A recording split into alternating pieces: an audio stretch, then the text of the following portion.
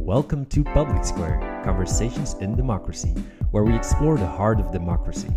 I'm your host, Wietse van Ransbeeck, on a mission to reboot the public sector and invigorate local democracies worldwide. Join us as we spotlight game changers, share visions, and practical innovations. Let's begin today's inspiring conversation.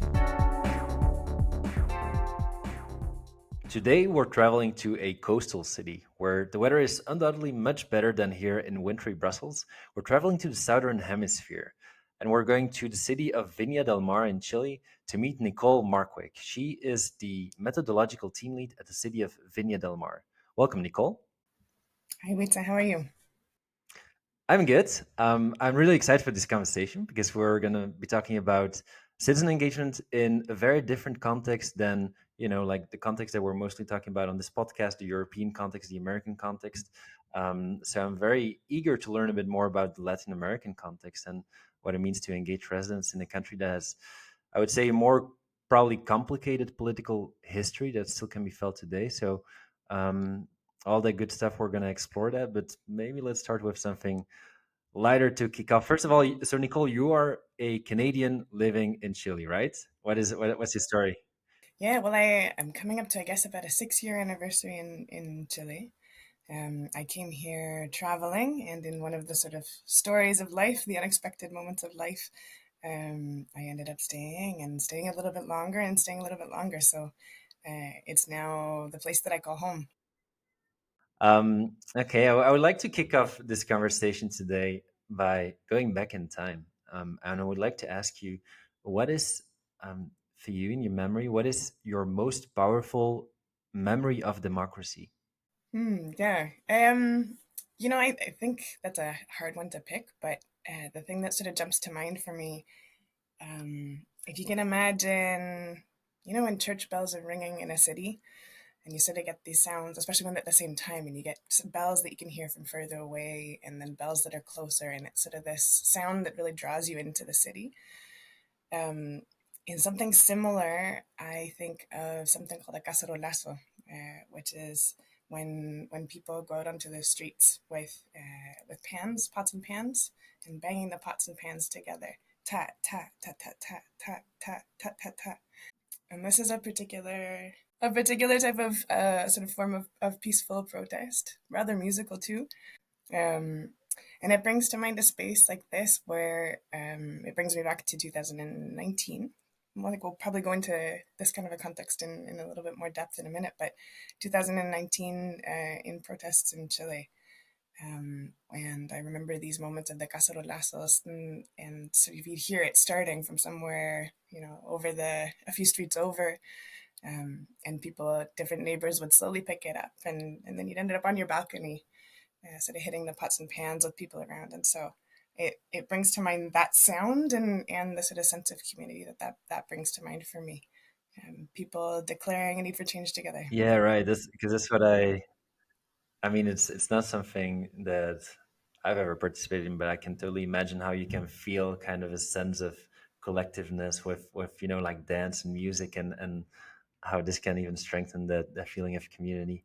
All right, wonderful example. Did you participate in some of those protests back then in Yeah, 2019? I was out on the streets in a couple of moments. Yeah. Well, you've just set the stage, I think, for this conversation. Because like we're going to talk about obviously participation in Viña del Mar, and I would love to really know a little more about your work and some of the projects that you're doing. But I do think it's for both me and for the listeners really important to first understand a little more about the history of Chile, because it still influences how you engage with the community today, right? So could you tell us a bit more about this history and also how it influences the mindset of Chileans when it comes to government and participation today? I guess the first thing that's important to say is obviously, this is my view of a Canadian in Chile for a period of time, but I'm sure some folks would agree with the way that I'm about to explain this, and some folks would perhaps have a different view, obviously. But um, Hmm. Chile, like many South American countries, has a tumultuous history in recent decades.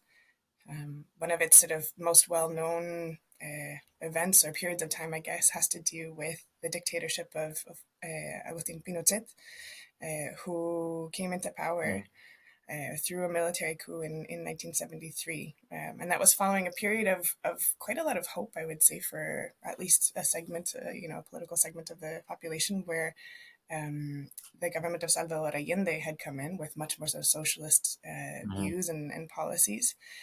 That wasn't a particularly popular political administration for folks like the United States of America. And so, in that period of time, we know globally that a lot of countries had quite a lot of intervention, foreign intervention for more socialist leaning governments, and Chile's no exception in that sense. So Salvador Allende came into power. Unfortunately, a short amount of time later, in 1973, Chile experienced a military coup, and Pinochet came into power through force, and that was a mm. regime that lasted for quite a period of time until 1990. Um, and that was an administration obviously that was characterized by a large number of people that were disappeared, who tortured, killed. It was certainly a period of time in which political affiliations and expressing political views of a certain type was a dangerous thing to do, and people suffered as a result of that. And so it's a period of time in Chile's history that's characterized by control, quite a heavy hand, obviously, and is a period that shapes even today, obviously, the political and social context of the country. Yeah, how does that live on today? Well, I mean, so Pinochet, his regime ended in 1990 after a plebiscite, a national plebiscite, which I think is a pretty impressive sort of turn of events, as it were. And people voted against the continuation of that administration, of that government, and that ushered in the return to democracy in the 90s. But the governments are still very much in the hands of a small group of people, a certain number of families and well-known last names. Found themselves in power and continue to largely find themselves in power over the sort of more recent history. And so that creates a situation where socially, culturally, politics has this weight to it. It has this history and legacy in talking about politics and things that are seen as political. And I think that really shapes the sort of the immediate conversations around things that are political, democracy, and that type of thing, and how we want to run our cities and our towns. But also socially, obviously, that has, and economically, that has really big impacts in terms of the way the country is run. During that period of time, there was quite a strong installation of a heavy neoliberal model, capitalist model, and so you had folks like the Chicago Boys who are well known in terms of installing this economic model. That obviously it's not just how we buy; it's how we live. And so what you see is that that brings in a heavy sort of focus on materialism that wasn't the case, a couple decades before. It ushers in a heavily sort of market focused approach where most things are privatized. Chile is one of the few countries in the world where water, for example, is something that you can buy. And that's a pretty big factor in the way that people have access to the basic resources that we need to literally exist. And so there's a lot of privatization, there's a lot of kind of free market regulation, and not a huge amount of focus on the kind of services and supports that you might find in other countries that have a bit more of a socialist legacy to them. And do you feel that a bifurcation still lives on today, as in that bifurcation of specifically, you talked about the plebiscite. I remember seeing, by the way, this film called No by, I think, Pablo Lorraine, like about this campaign, this, what was it, a 60-second campaign to get 60 seconds to, like to promote why they should vote no in the referendum.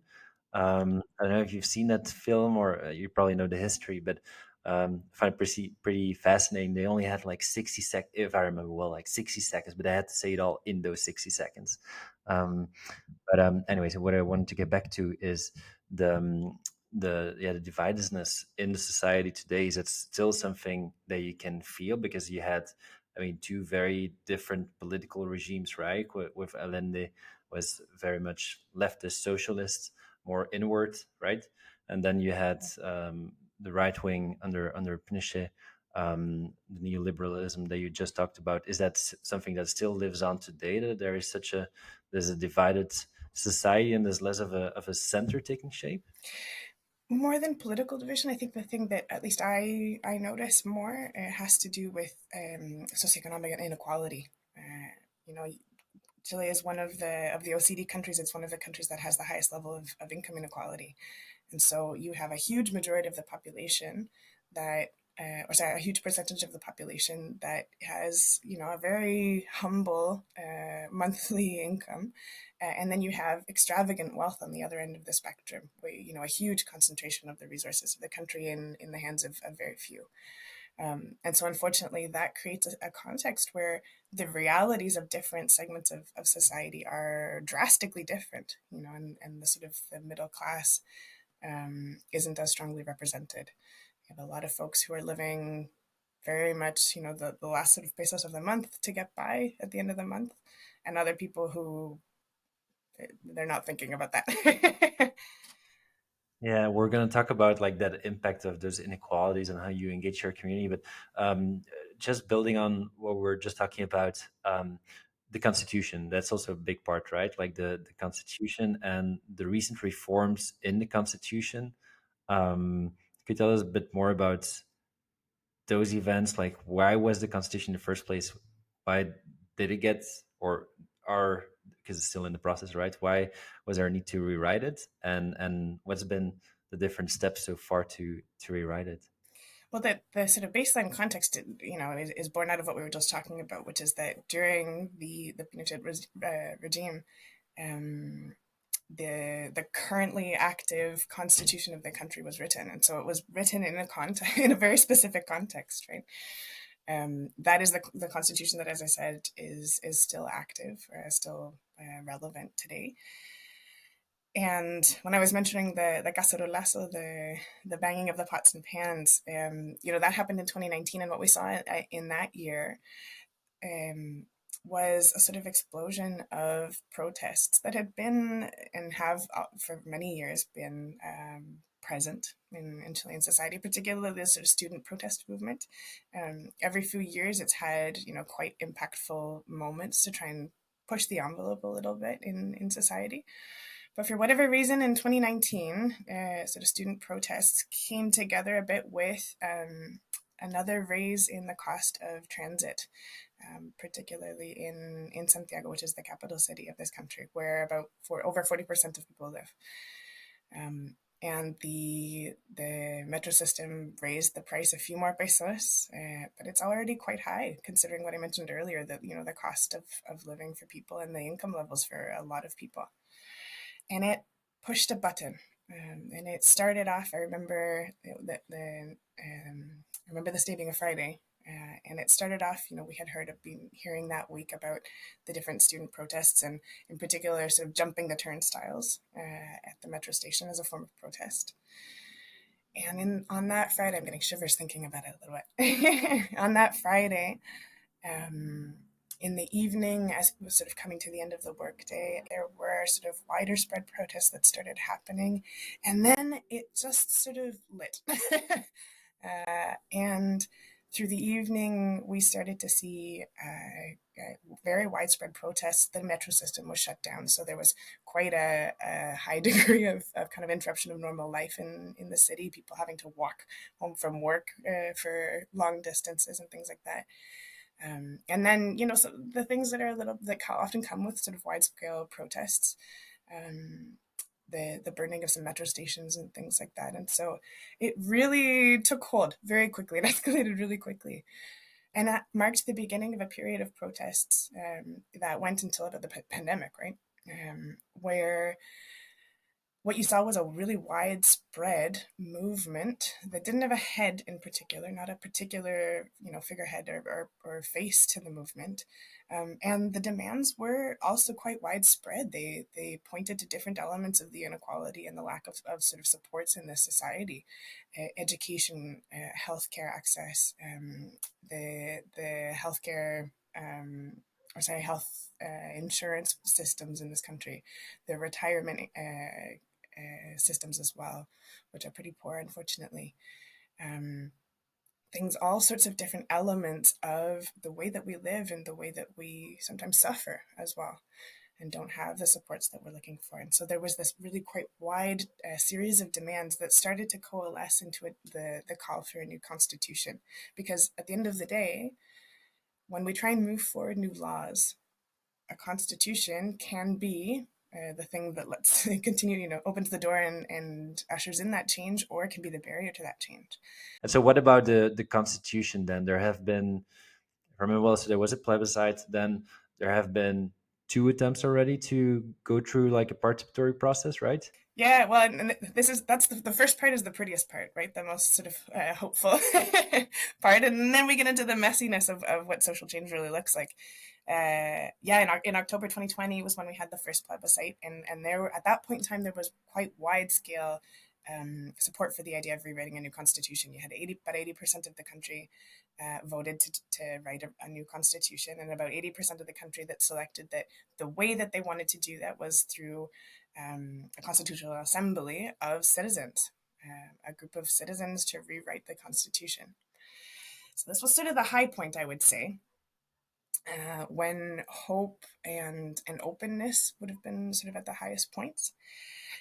And then we opened up a period of about a year where that assembly of 154, I think it was, citizens came together to write this new document, which is not a small task by any means.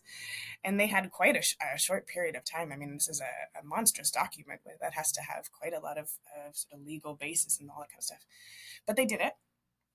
I should mention that those 154 people were democratically elected by the citizenry in this moment of hope. And that's an important point, because I think what we saw happen is that when the elections for the assembly occurred, number one, the sort of zeitgeist of society at that point was quite liberal, was sort of left leaning, right? Was quite open. And also it was with optional voting, right? You didn't have to vote in that entry point. Then we had the year process of rewriting the Constitution, and that Constitution went to another plebiscite. You said 153 people were democratically elected, as in people went to vote for local candidates. Yeah, we've had a lot of voting lately. It's a citizen assembly, but the members of the assembly got chosen in a democratic, in a direct way, right by the constituents. Yep. So those people were, I mean, community members like you and I, but not politicians per se, right? Mm-hmm. That were up for, or that could run a campaign, I guess, and then voted into the assembly. Exactly. Yeah. Interesting. Yeah, definitely. I mean, it's a huge Yeah. experiment in democracy for sure. Do you know how many candidates roughly there were? Great question. I couldn't tell you the number exactly, but there was a pretty solid pool of people. I wonder about like the dynamics of, like a traditional political campaign versus me as a citizen running my campaign, doing my mobilization, and must be very different dynamics, I imagine. I think there are some similarities in the sense that at the end of the day, the success of your campaign is largely linked to how much you can get the word out about your platform and your personality, right? And so that part I think is consistent for sure. The part that was quite interesting and different, I would say, in comparison to your traditional political campaigns and voting processes, is that the values, what people valued, was a bit different, right? I mean, I remember one of one of the popular candidates, for example, is nicknamed Tia Pikachu, Anti Pikachu, and she sort of, in quotes, rose to fame, as it were, because she came out to the protests very frequently in a Pikachu costume. And so people would sort of see her and generated that recognition amongst folks who were also out in the streets protesting, which was, at different points in time was a huge or a portion of Santiago in particular, but also various different cities. And so that the recognition comes from different sort of sources, maybe than traditional political candidates. But you still need to be able to get the word out. All right, so bring us back to that moment. So then you had that assembly of 153 people. 154, I think it was. Well, and they worked, quite quite tediously and detail oriented for about a year's work, right? And then that brought us to another vote. We went back to the voting polls. Well, I didn't, but most Chileans did. And it was the exit plebiscite. And now there's a couple things that are interesting here. One is the media presence and the sort of coverage of the work of the assembly over that year period. I think if you track the tone of coverage over time, it certainly went from more positive to more negative. A lot more focus on the particular sort of quirks, shortcomings, errors of particular members of the assembly that started to kind of, create a bit of a bad name for certain members of the group. We're obviously the minority, but, it really sells in the media. You started to see that kind of media coverage and criticism shift pretty heavily, I would say. As in criticism on like the individual members, like them becoming public figures and backstories that came Yeah, out. exactly. The lies that a few people told, and so that becomes quite that sells and ends up being quite a lot of coverage around those kinds of topics. So that was one thing. The other thing is that the structure of the plebiscite changed, and this is a huge point because it went from voluntary voting to obligatory voting. And so for the first time in many years, we didn't know what to expect because all the sort of previous voting patterns and tendencies of the last 10, 20 years or whatever um, were from the people who chose to go out to vote, not the people who were required to go to vote as a country. Um, that's a pretty big factor in terms of the change. And I would say the third factor that I would highlight personally is that Chile as a country, as all countries, has a particular time and place that it's in, and the values that we have as societies and cultures, the things that we are familiar with, and the proposed constitution was quite a jump from that. We moved from a society where there is there's not a huge amount of sort of formal recognition, for example, of indigenous groups. What we saw here was that, as an example, as a society today, there's not a huge amount of formal recognition or self government that's happening for indigenous communities in this country. And as an example, the proposed constitution went a number of steps into self-governance models and things like that. And so I think one of the factors that occurred was that the folks who were selected at a particular moment in time, democratically elected, yes, but not super representative necessarily of the sort of overall sample of Chilean society and where we are as a country and a community. And so the proposed constitution started to also create a lot of concerns because it was quite a step away from where we are now. So of course that creates a lot of uncertainty, that it creates a lot of questions about how does this, what's this going to look like in the implementation? What is that process of implementation going to look like? And what's that going to generate for us in terms of chaos, well-being, economic stability, etc.? So you said like to your point of like the policies were that progressive that sometimes they were not representative for like the whole society. So I guess minority groups were, I imagine, overly represented. Was there any mechanism for the composition of the assembly to make sure that there was like, yeah, representativeness? There were some really beautiful things. The assembly itself had to have gender parity. There were reserved seats for the different indigenous populations of Chile. And so in that sense, there were some really important mechanisms, I think, around representation that were in play for the Citizens Assembly that I think worked to their favor. The thing that I think was potentially a difficulty in the long run was more the political spectrum, right? And the sort of social values that are enshrined in those particular views. And so as a group, it leaned much further left, the assembly, than the overall kind of composition of views of the country at that point in time. They got a no. They didn't get acceptance of their proposed constitution. Exactly. With about 60% of the vote, it was turned down. 60%. All right. So that was last year, right? That was 22. in September of 2022. Yes. So what's happening now? So that was the part of the process that definitely had the most kind of coverage and I would say sort of wide scale acceptance in an attempt to try and keep this process alive. The government, the current national government, still led a process to try and create a second version, but it wasn't based on a citizen assembly. Very different sort of mechanisms there, and I would say it's pretty heavily suffering from a lack of validity at a widespread level. So we will have another voting process coming up in December of this year in a few weeks. At this point in time, I would be surprised if it passes. Maybe we'll see. We'll have to see if this records well. Do you feel, because you're also like jokingly saying like we have yet another vote? Do you feel that there is already a bit of a democracy fatigue, that people, because on the one hand you have still that voting, so again I guess there will be that voting obligation, right? But do you feel like the energy of the whole movement, the initial movement, is that still there, or has this kind of faded out? I would say the pandemic sucked quite a lot of that energy out of it.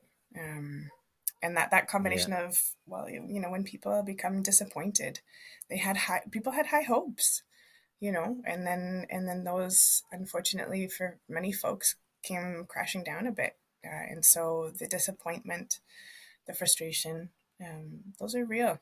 So that was an interesting point of the. I didn't know that, like the voting optionality and like voting right going to the voting obligation. I think it's a good segue into. And thanks, by the way, Nicole, for kind of painting that whole picture. It's a fascinating. It's such a fascinating. I mean, history. It's only the last couple of years, but it's. I think there's a lot of learnings in there. Lots of experiments as well, right? Um, but I wanted to bring us back to the inequalities that you touched on, because that seems to me like an important point, like going from a voting right to a voting obligation.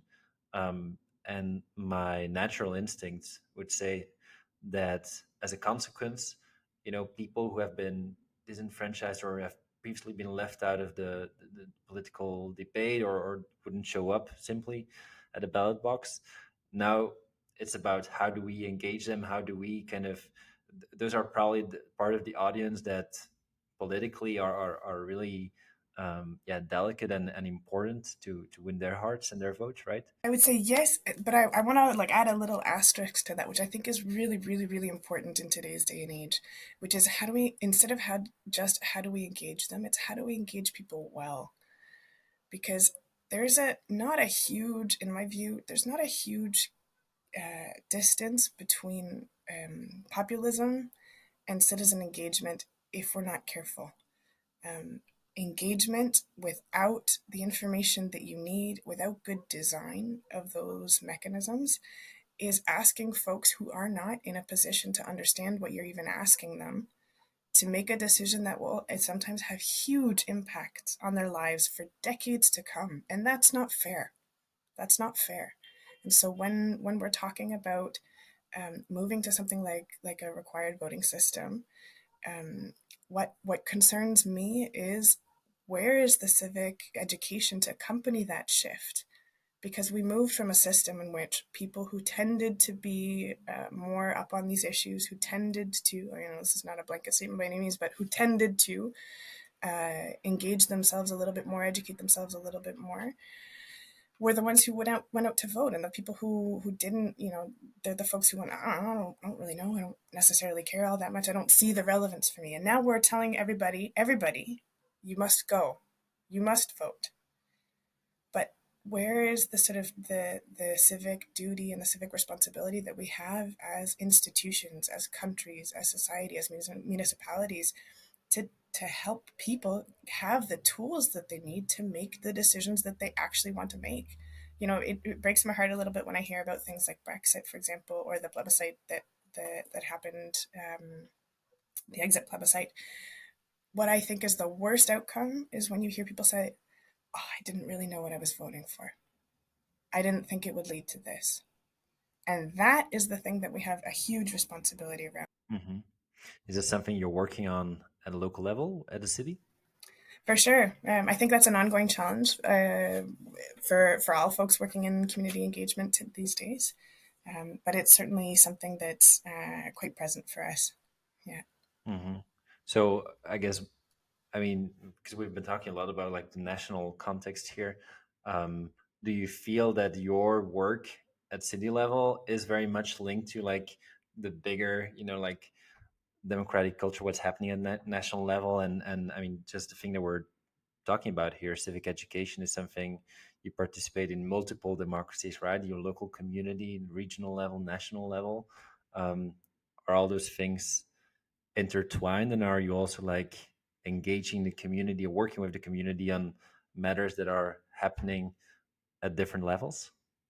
I mean, we're definitely at the municipality level, we definitely experience a sort of a smaller version of the larger microcosm of the political and social context. There's no question. In the sense of what that looks like for our citizen engagement.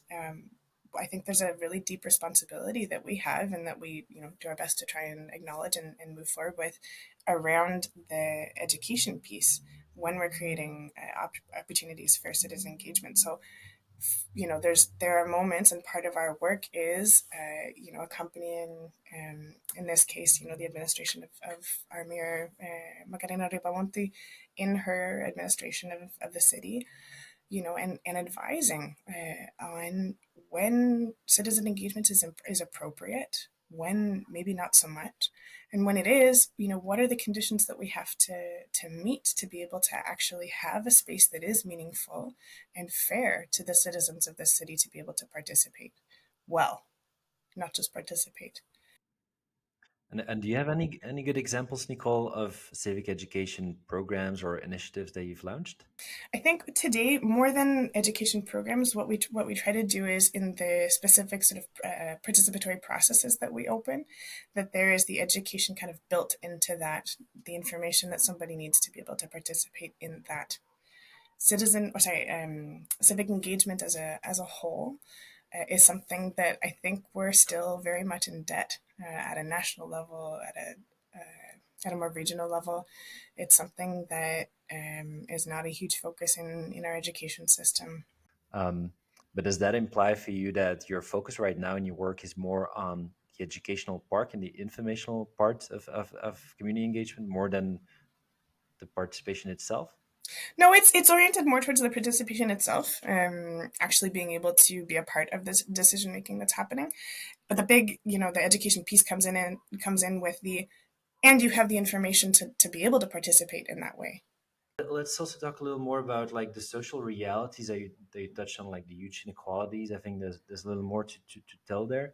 How does that impact your work in terms of like how do you build equitable engagement and work with all those different groups, and given all those inequalities, how do you do that in an equitable way? Some of the key pieces here are that the repercussions of that inequality come into every element of what we do. So, depending on where you were educated, what schools that you went to, you have different levels of exposure to different issues in the country, right? And you have different access to conversations that are deeply political.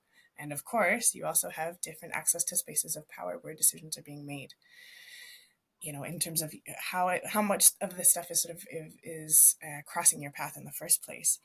Obviously, inequality also leads to differences in terms of access, in the sense of being able to physically go places, in terms of being able to access information through different channels, and all of the different social patterns that leads to. And so it is a deep element that affect everything, that every element of our work for sure. Yeah, I wanted to pick in on that and just follow up by, we've had a chance already to work a little bit together on online participation, which talking about access to like the internet, broadband, and so on. It's, I imagine, already like a first important condition, and then might not always be present.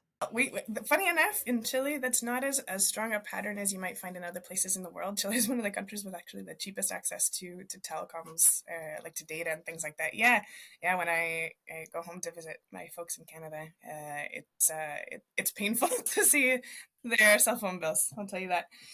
Or let's dig a bit, if that's the case, let's dig a bit deeper into like just then online participation. Let's focus on that online side of participation.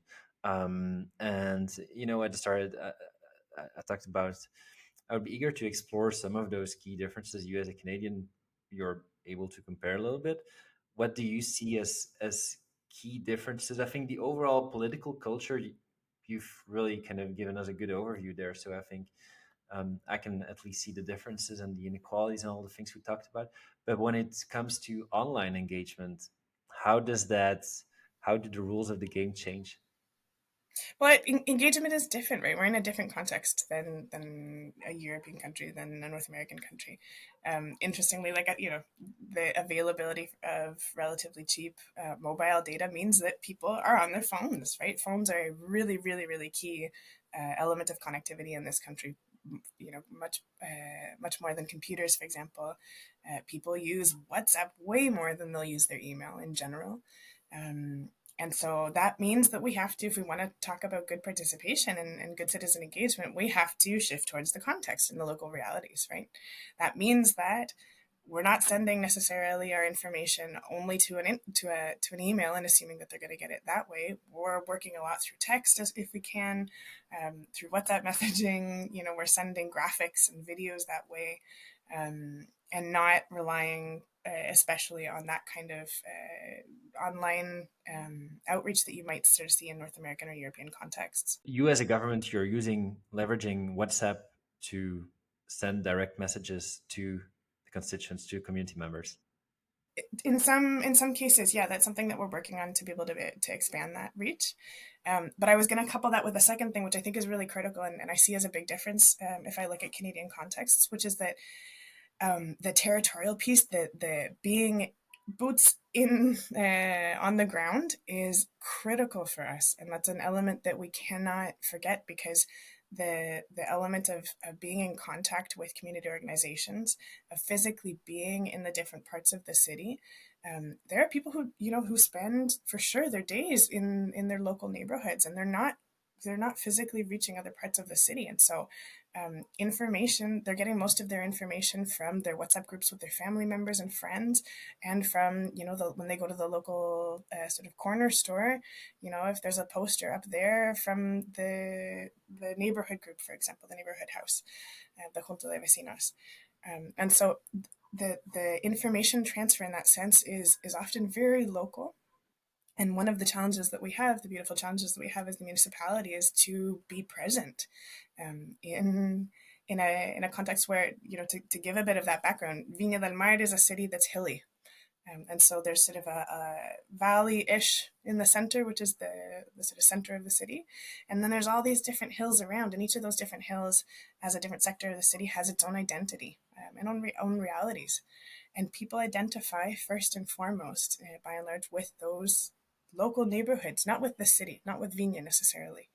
And so there, we have to be there in the hills, in the cerros, as people talk about it, um, to be able to actually have engagement, particularly with the folks who are not super connected to the plan area, the center of the city, and are not connected to us on social media, for example. And when you say we, is that your team? Is that the government directly, or is that any community-based organizations that you work with?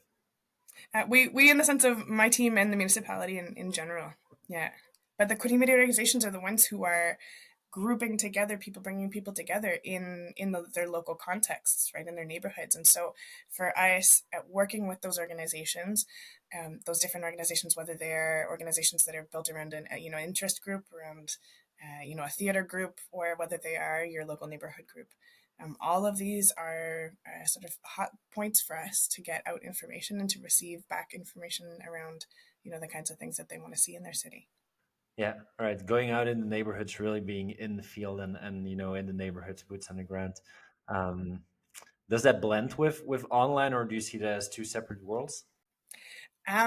Both, in a sense. I think that they are different tools that reach different folks, in the sense that I can go out and talk to somebody on the street, and there's a relatively low barrier for the majority of folks. Digital tools, obviously, there are certain demographics that are much more comfortable with using those tools than others. But being there in the street is can't get as much bang for the buck as with something that's digital. I have a team that's of limited size with a certain number of hours, and we can't be physically present everywhere. So, I think this combination for us is, we recently launched our digital platform, which you well know, a couple months ago. Uh, Gosh, time flies. And having this opportunity to have a really strong tool to be able to combine the in-person with the digital is so far presenting itself as a really great strategy for us to offer different ways to engage. What are some of the projects that you're currently working on, Nicole? We have a huge range of projects. I think one of the differences between our team here and some of the teams that I've seen, in the Canadian context and in another context, is that the mayor, when she came into office about 2 years ago, she came into office with one of her sort of platform pieces being citizen engagement as a general approach. It's not just, for example, for the development of public spaces and infrastructure projects, which is where I see it most heavily applied in the Northern Hemisphere, right? We're building a plaza, we're building a road, we're building a whatever it may be, civic center. Um, but beyond the urbanism piece and the planning piece, it's sort of injected, as it were, into almost all of the different departments of the municipality at this point. So, we're running in cultures, we're running co-design processes to develop a cultural festival. We're working obviously in the urban planning sort of sector there, and building designing plazas and things like that. Yes, for sure.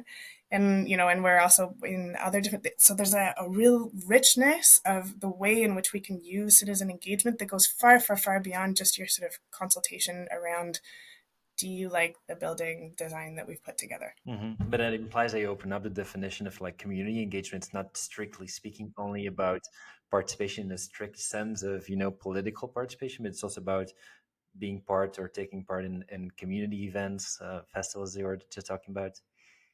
We're the basis of this is participatory democracy, right? The idea that we open the doors of institutions and that there's a power sharing process that happens. Where as an institution, we are saying, okay, citizenry, you're invited to participate in this process in this way and to help us to make decisions about these things, about this policy or about this program, about whatever it may be. And so you get quite a wide variety. But to kind of go back to your question about different examples, one of my favorite ones, which is more of your kind of classic physical space concepts, but has to do with the development of a master plan for cycle lanes in the center of the city.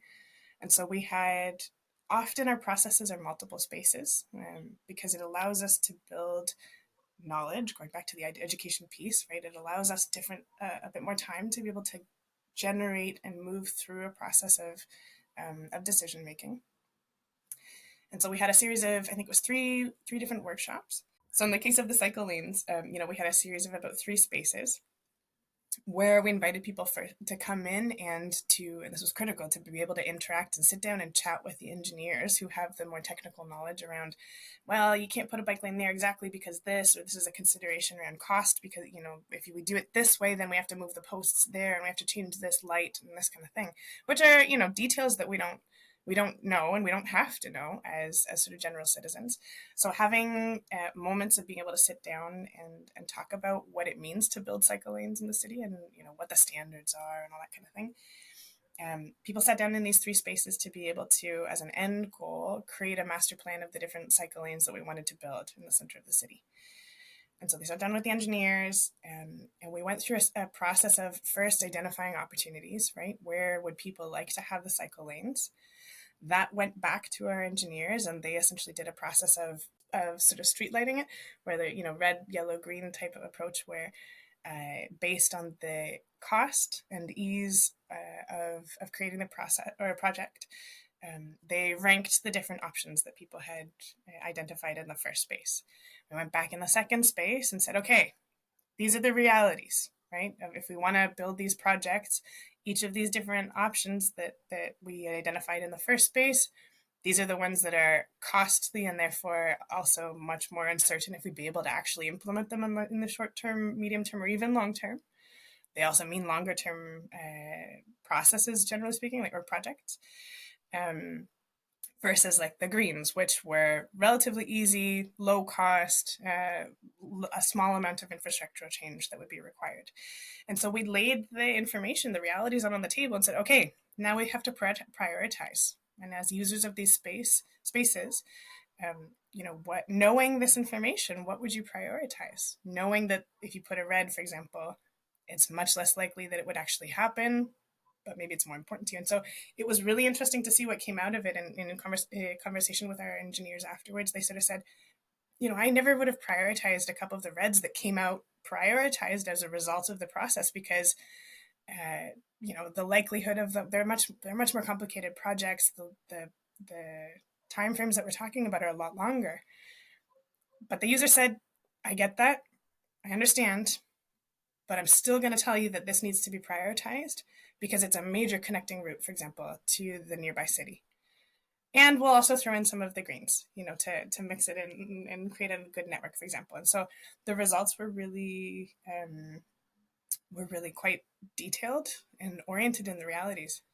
So, and was it such a good project mainly because of the quality of the inputs, or also the quantity and like the number of people you managed to engage? I would say it's the quality, right? The degree to which it responded to a combination of actual need that exists today, and the ways that we as users are in the spaces, as Hmm. cyclists in the city or as future cyclists in the city. Right. What do we need to be able to actually start to use the bike more? Connectivity is key. We need to be able to move one city to the other, things like this. So the quality of the information and so how realistic it is, I think, is what was one of the really neat elements. And also, in that process, which is something that we've replicated in a number of other processes since then, is that we've been one of the end products for us is an action plan. And so it's not just the identification of what people would like, but part of our work is to identify and link within the municipality what is realistic and what is feasible and what people want, and find that middle point and say, okay, in the short term we're going to advance in these lines of work, medium term, long term, these are the things that we're going to try and advance to reach our end Hmm. goal. Okay, wonderful example. I would like to close off just by you know talking about probably also one of the most important um, purposes, goals of community engagement, which is about building trust. Again, going back to that history of like very complicated history of political participation, in which trust, to a certain extent, correct me if I'm wrong, but I imagine has been eroded. How have you seen that citizen participation can be used in your community in Viña del Mar? How can it be used as a tool to rebuild that trust? Yeah, I mean, it has so much potential for that, particularly in context. I compare to Canadian context, for example, where citizen engagement has been for a longer period of time part of the sort of the structures of local government, but it has already reached a point in many situations where there's a lot of disappointment in how those processes resulted. Here, we have a relatively clean slate. And so, whilst there is pretty high distrust of institutions in general, there isn't necessarily a specific distrust around citizen engagement processes that we're starting from. Trust building comes with vulnerability. If you and I as friends, or you and I as family members, want to build trust, there's a vulnerability piece that has to be there. And it's no different at the institutional level. We have to, as institutions, take risks. We have to open the door to greater levels of participation, and that is messy. It takes more time. It is more chaotic. But that's also how we show that we are willing to be to share, and that comes down to also reciprocity. We have to be able to also try and counter the extractivism of traditional citizen engagement moments where all we're doing as institutions or sometimes as companies, is asking, I want to take your information. I would like you to give me your opinions. What we try and do with different levels of success depending on the project, but um, is to come at it from a view that this is an exchange. And we are asking for people's opinions, and we have a responsibility as an institution for two things. One, to give them something in return. So that can be a combination of information and empowerment through that information. And that can even be something as simple as like having a good time. We had a beautiful process, for example, that was a folk for older folks in the community recently, and one of the things that we gave back was, yes, a moment of workshopping, but also a social space and a hangout and live band to come and dance. Which is something that people are lacking, those kind of social spaces. And so, what are we giving back as institutions in exchange for the information and opinions that we're asking for from folks? And the second thing Mhm. that I think is really, really critical, they're into justice and then liberation. And the difference between something like equity and justice is that we're not just saying, well, you have an equal opportunity to be able to participate. We're saying, I have a responsibility as institutions to reduce the barriers and increase the likelihood and accessibility of these processes to you. And so that looks for us like trying to experiment a lot with sort of pop ups in spaces where people are instead of asking them to, in their busy lives, where the money can be tight, where they have to go home to care for children after a long day at work, to try and meet them where they are so that it's not an extra cost that they're incurring to be part of our processes. Find it a fascinating idea, or the way they put it, like it's vulnerable government, how government can be vulnerable, and thinking about things such as, yeah, as you just said, meeting people where they are, thinking about justice, thinking about the reciprocity out of the exchange. That's something I'm definitely going to take away. Is there any topics that we didn't touch on yet that you still want to discuss? Well, there's a lot of things, but I guess two pieces I think that come to mind that are really critical as well in our work, and that our sticky challenge as always is around managing expectations. Like what talking about vulnerability. What again, going back to personal relationships, the healthiest personal relationships are ones where expectations and limits are also clearly stated, and that's no different here again. We have to be clear about what our invites are to people. We're inviting you to step into this process where this is the degree of power that you would have. These are the decisions that you will be able to affect, and these are the things that are off the table. Being really clear about that, particularly when we're working alongside community organizations where their own reputations, their own sort of channels of connection with the community are also at play, and sometimes at risk if we as institutions don't handle it well. And I guess the last thing that I'd put on the table is sometimes I think we take citizen engagement way too seriously, in the sense that not in the responsibility piece, because I think it's a really deep responsibility that we have and we have to take it as such, but in the sense of the tone, the way that we do it. I think we need to have fun with citizen engagement. And part of that is that kind of risk taking and vulnerability, right? We don't have to be serious always as institutions. When people go out and they have a good time, they're more likely to come back and they go away with more.